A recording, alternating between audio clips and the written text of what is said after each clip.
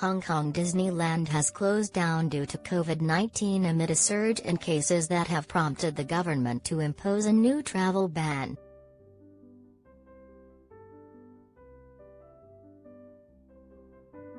The theme park, a sprawling 310-acre site home to 3 hotels on Lantau Island, will be shuttered from Friday to January 20, Disney said today.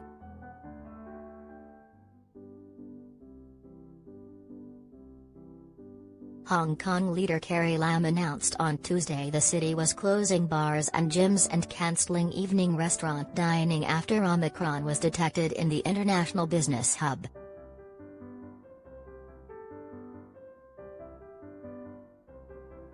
Travel from 8 countries is now barred for at least 2 weeks: Australia, Canada, France, India, Pakistan, the Philippines, Britain and the United States.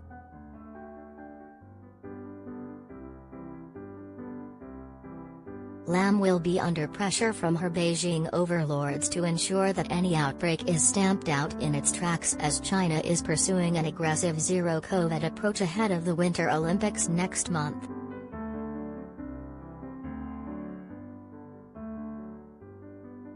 Advertisement.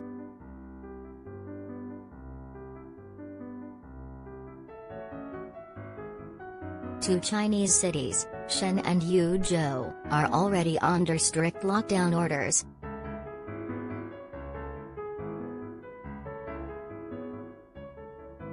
Hong Kong officials said a total of 114 cases of Omicron have been detected, with a small outbreak of community transmission traced to a Cathay Pacific flight.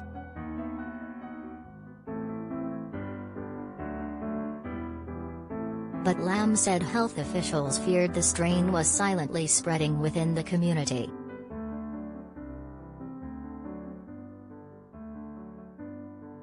The restrictions are the latest economic blow to a city that has kept cases low but left residents cut off from the rest of the world with tight border controls.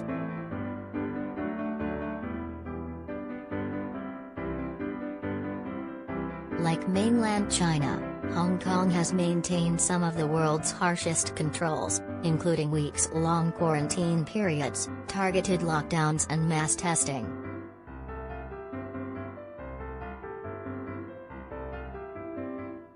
To the north in the Chinese city of Zhengzhou, at least 12 million residents were ordered to take COVID-19 tests Wednesday after just 11 Omicron cases were detected.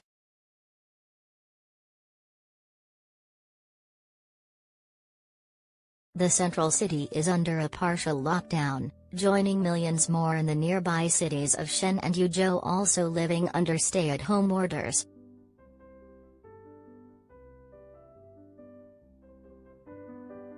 But Shenzhen's case numbers fell to their lowest in weeks on Wednesday, with officials saying the outbreak had been brought under control.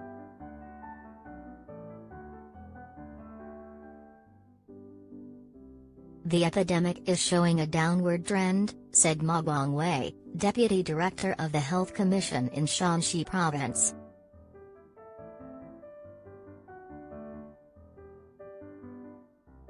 China has stuck to a rigid approach of stamping out COVID cases when they appear, with tight border restrictions and targeted lockdowns since COVID-19 first emerged in the country in 2019.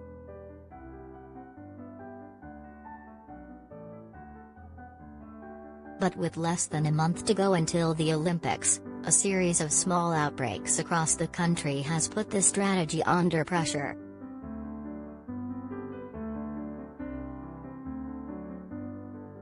The zero-COVID approach stands in marked contrast to the strategy employed by many Western nations that have chosen to live with the virus rather than return to severe restrictions.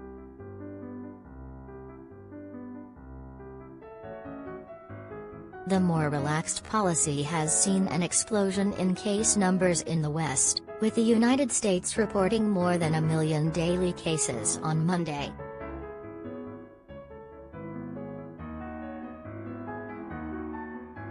Britain breached 200,000 cases for the first time on Tuesday, Australia posted almost 50,000 and France registered more than 270,000, with all three countries easily topping their previous records.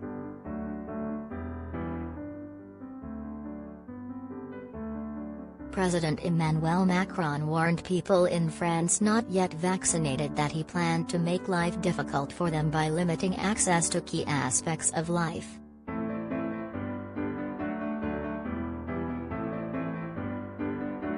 The government is seeking to push through legislation that will make vaccination compulsory for cultural activities, to use intercity trains or visit a cafe, sparking a backlash among those opposed to further government edicts.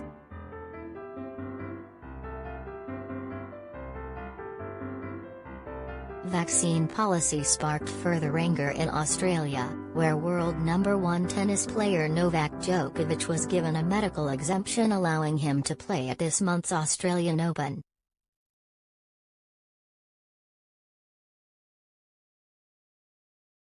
Tournament chief Craig Tiley said that the defending champion had been given no special favour.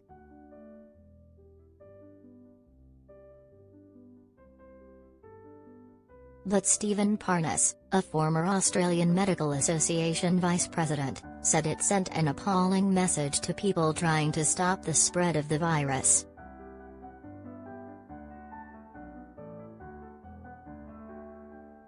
"I don't care how good a tennis player he is.